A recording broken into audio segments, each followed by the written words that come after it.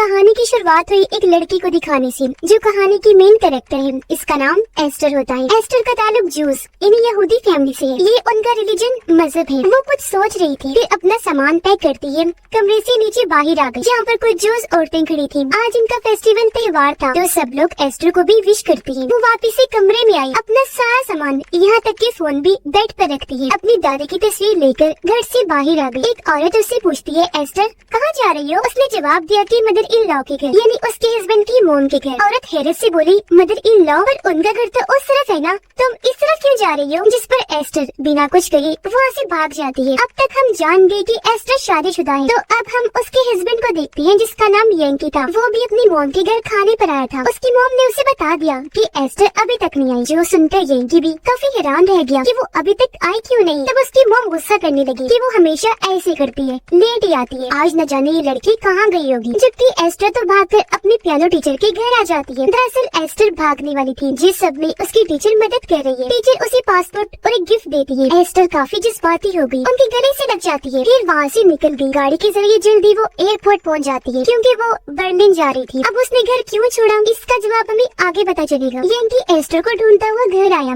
उसे पता चला कि वो तो घर छोड़कर जा चुकी है। अगली सुबह अपनी मोम को भी उसने ये बात बता दी कि वो जा चुकी है। यंकी की मोम को काफी गुस्सा आया, बोलती है न जाने कहाँ चली गई होगी। यंकी कहता है, मोम मुझे लगता है वो मेरे साथ खुश नहीं, जब भी वो छोड़कर चली गई है। मोम कहती है, पर हमने आज तक उसे कुछ भी नहीं कहा, उसे ऐसा करना नहीं चाहिए था। एस्टर बर्लिन पहुँच गई। एक घर पे आकर दरवाजे की बेल बजाती है, लेकिन जब कोई दरवाजा नहीं खोलता तो वो सीढ़ियों पर बैठ जाती है और अपनी पास्ट माजी को याद करने लग गई कि उसके डैड हमेशा फेस्टिवल के दिन शराब पीते थे, जो चीज किसी को भी पसंद नहीं थी, पर उन्हें इस बात से कोई परवाह नहीं थी। अब कहानी में पास्ट और प्रेजेंट मौजूदा वक्त बार बार दिखाई गई है, तो हम कभी पास्ट में जाएंगे तो कभी प्रेजेंट में वापस आ जाएंगे। पर अब कहानी प्रेजेंट टाइम में वापस आ गई। एस्टर अपने टीचर का दिया हुआ गिफ्ट खोलती है, जो दरअसल एक कंपास था, यानी जो रास्ता वगैरह बताने में मदद करता है, जिसे देखकर वो बहुत खुश हो गई। फिर वो सामने अपनी मोम को देखती है, क्योंकि बर्लिन वो अपनी मोम के पास ही आई थी, पर जब वो उनको एक औरत के साथ देखती है तो फिलहाल उनके पास नहीं जाती। यंकी की फैमिली सोच रही थी कि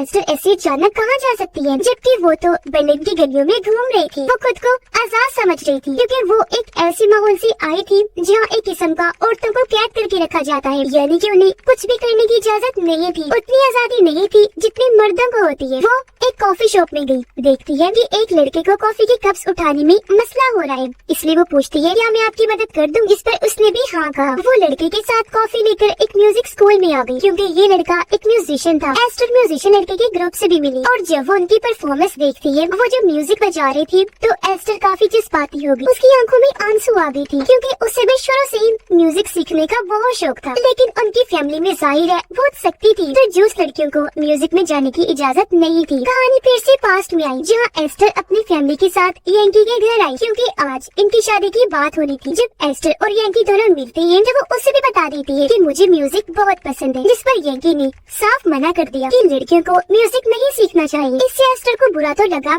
पर क्योंकि यंकी दिल का काफी अच्छा था, तो वो उसे पसंद आया। वो शादी के लिए मान जाती है। प्रेजेंट में एस्टर अभी भी म्यूजिशियन के साथ थी। ये लोग बीच पर जा रहे थे समंदर किनारे एंजॉय करने, तो एस्टर को भी ये अपने साथ ले चलती है, जो जल्दी सबके साथ घुल मिल जाती है। बीच पर वो देखती है कि सब लोग काफी एंजॉय कर रहे हैं, इसलिए वो भी आजादी के साथ पानी में गई। उसे बहुत अच्छा लग रहा था, क्योंकि वो पहली बार खुलकर अपनी मर्जी से जी रही। वो अपनी विग भी उतार देती है, क्योंकि उसके बाल छोटे छोटे से थे। दरअसल जूस लोग शादी के बाद लड़कियों के बाल काट देते हैं, एस्टर के भी बाल काट दिए गए थे, और जब तक बाल नहीं उग जाते उन्हें विग ही पहन के रखनी पड़ती थी। एस्टर कहती है कि मैं जैसी हूँ वैसी रहूंगी, किसी के लिए खुद को अब से नहीं बदलूं। यंकी जब घर पर था तो उसे एस्टर के पियानो टीचर का एड्रेस मिलता है। यंकी और उसका भाई जब वहाँ पर गए तो वो भी कह देती है कि एस्टर तो यहाँ पर आई ही नहीं। वो फिर एस्टर का फोन चेक करती है, जिसमें एक वॉइस मैसेज था जो एस्टर ने अपनी मॉम को भेजा था। उसे यंकी को पता चलता है कि एस्टर माँ बनने वाली है। उसे काफी हैरत भी हुई और खुशी भी। ये बात उसने अपनी फैमिली को भी बताई। उसके बड़े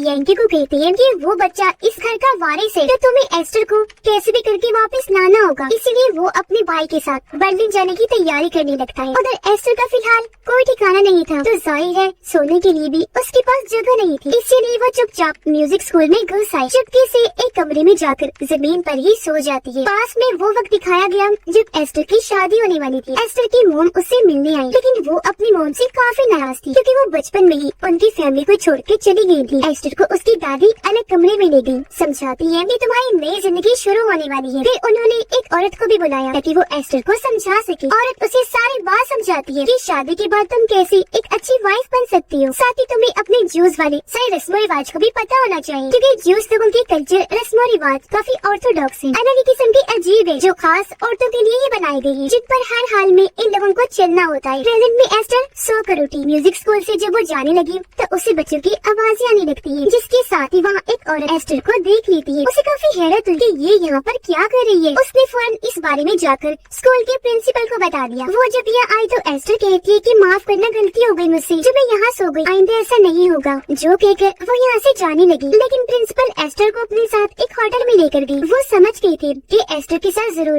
कुछ बहुत बुरा हुआ है, इसीलिए वो उसे कहती है कि अगर तुम्हें म्यूजिक का शौक है या तुम अपनी जिंदगी में कुछ करना चाहती हो तो स्कूल की स्कॉलरशिप हासिल करने का तुम्हारे पास एक मौका आ रहा है। हमारे स्कूल में बेसहारा लोगों के लिए एक प्रोग्राम रखा जा रहा है, जिसमें जीतने वाले बच्चों को स्कॉलरशिप मिलने के चांसेस हैं। अगर तुम चाहो तो उस प्रोग्राम का फॉर्म भर सकती हो। इस पर एस्टर भी कह देती है, ठीक है सर, मैं आपको सोच के बता दूंगी। यंकी और उसका भाई एस्टर को ढूंढते हुए बर्लिन पहुंच जाती है। सुबह को ये जब होटल के कमरे में थी तो यंकी का भाई अपना सामान निकालता है, जिसमें यंकी को एक अजीब सा बॉक्स दिखा। उसने जब खोलकर चेक किया तो अंदर एक गन थी, जिसे देख वो काफी डर गया कि ओह माय गॉड, ये अपने साथ गन लेकर आया है, शिट ये अब किसी को मार ना दे। उधर एस्टर खास प्रोग्राम का फॉर्म भरने म्यूजिक स्कूल आ जाती है, लेकिन उसने एड्रेस की जगह कुछ नहीं लिखा था। रिसेप्शनिस्ट देखकर कहती है, बेटा आपने एड्रेस में कुछ नहीं डाला, ये जरूरी है। इसलिए एस्टर अपनी मॉम के घर का एड्रेस डाल देती है, क्योंकि उसका अपना यहाँ कोई ठिकाना नहीं था। यंकी और उसका भाई एस्टर को ढूंढने उसकी मॉम के घर गए, लेकिन वो अंदर से उन्हें कह देती है कि वो यहाँ पर नहीं आई, और उनके मुंह पर ही दरवाजा बंद करके अंदर चली जाती है। वो फिर अपने दोस्त को बताने लगी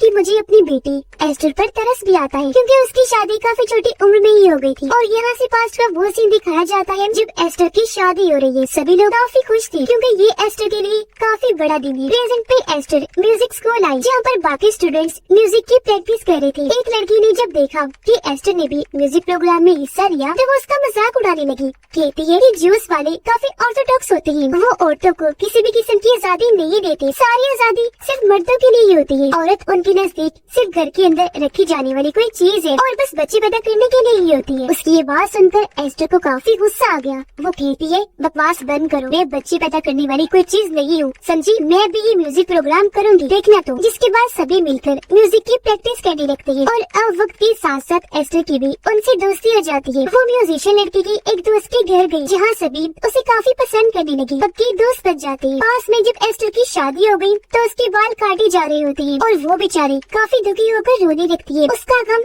सब बता रहा था कि वो अपने बालों से कितना प्यार करती थी, पर अब चाहकर भी वो उन लोगों को नहीं रोक सकती। जबकि प्रेजेंट में लगातार यंकी और उसका भाई एस्टर को ढूंढने की कोशिशें कर रहे थे। एस्टर जो अभी भी अपने दोस्तों के साथ थी, खुशी से कहती है कि मुझे पूरी उम्मीद है मैं स्कॉलरशिप का प्रोग्राम जीत जाऊंगी। अब उसका खुद पर इतना यकीन देखकर उसके दोस्त कहते हैं कि जरा हमें पियानो तो बजा कर दिखाओ, हम भी तो देखें कि तुम वो कैसे बजाती हो। वो उनके सामने अब पियानो बजाने लगती है, पर उसका ये तरीका काफी पुराना होता है, जो देखकर वही लड़की कहती है कि हम इतनी मेहनत करते हैं, प्रैक्टिस करते हैं और कितना अच्छा पियानो बजा लेते हैं, फिर भी हमें पक्का यकीन नहीं है कि हम जीतेंगे या नहीं। पर तुम इतने पुराने स्टाइल से बजा रही हो और फिर भी तुम्हें कितना यकीन है। तुम्हारा अंदाज देखकर तो मुझे लग रहा है कि ये प्रोग्राम तो क्या अगले 10 प्रोग्राम्स में भी तुम नहीं जीत सकोगी। ये सुनकर वो काफी दुखी हो गई, फौरन उठी, वहाँ से बाहर ही आ जाती है। उसने अपनी दादी को रोती हुई कॉल की, कहती है, दादी जी मुझे समझ नहीं आ रही अब मैं क्या करूँ। पास्ट में दिखाया गया कि एस्टर की शादी को काफी वक्त हो गया था, पर उसका बच्चा नहीं हुआ, जिस वजह से यंकी की मोम बच्चे के लिए उस पर काफी प्रेशर डाल, और वो बेचारी चुपचाप बस सुनती ही। प्रेजेंट में एस्टर डॉक्टर के पास आई अपना चेकअप करवाने, क्योंकि वो प्रेग्नेंट थी, उसका बच्चा पैदा होने वाला था। वो फैसला करती है कि अब मैं इस बच्चे के साथ ही अपनी सारी जिंदगी गुजारूंगी। यंकी और उसका भाई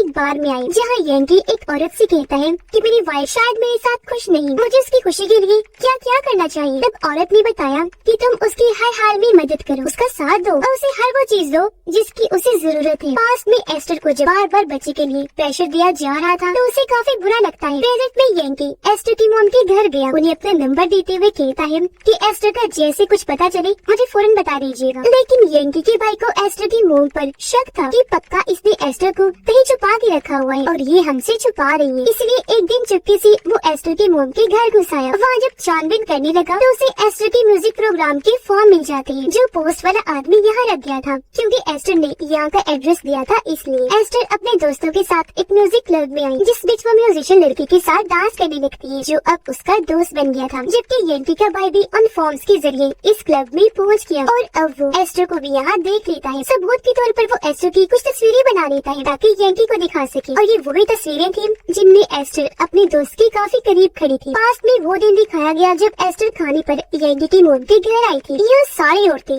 बच्चा ना होने पर उसे बातें सुनाने लगती हैं, जिस पर गुस्सा होकर वो वहाँ से अपने घर आ जाती है। बाथरूम में जाकर जब उसने टेस्ट किया तो पता चला कि वो प्रेग्नेंट है, जिस खबर से वो बहुत खुश हो जाती है। वो सोचती है कि यंकी जब घर आएगा तो सबसे पहले ये खबर मैं उसे सुनाऊंगी, वो भी कितना खुश होगा। इसी खुशी के साथ वो अपने हस्बैंड के आने का इंतजार करने लगी, जिसकी कुछ ही देर बाद यंकी घर आ गया। वो बच्चे वाली खबर उसे बताने ही वाली थी कि तभी यंकी उससे पूछ लेता है कि तुम मॉम के घर से यहाँ क्यों चली आई। वो एस्टर पर भड़क उठा कि एक तो हमारा बच्चा नहीं हो रहा, दूसरा तुम खाने के टेबल से उठाई। जानती हो कितनी बेइज्जती हुई है मेरी। सुन लो कान खोल के मेरी बात, अगर ऐसे सब चलता रहा तो मैं तुम्हें डिवोर्स दे दूंगा। ये लड़ाई तो काफी ज्यादा ही बढ़ गई थी। यंकी के मुंह से डिवोर्स वाली बात सुनकर एस्टर का दिल पूरी तरह टूट जाता है। उसने कभी भी नहीं सोचा था कि यंकी मुझसे ऐसी बातें करेगा। वो बहुत दुखी हो गई क्योंकि ये सब कुछ वो यंकी के लिए ही तो कर रही थी। तो उसके ऐसे बर्ताव से एस्टर भी भड़क गई। उसने दिल में ठान लिया कि अब मुझे किसी के लिए कुछ नहीं करना, मैं अपने लिए जीऊँ एक आजाद जिंदगी। मैं भाग जाऊँ क्योंकि भागना ही ठीक रहेगा। वैसे भी यहाँ तो किसी को मेरा ख्याल ही नहीं। प्रेजेंट में यंकी का भाई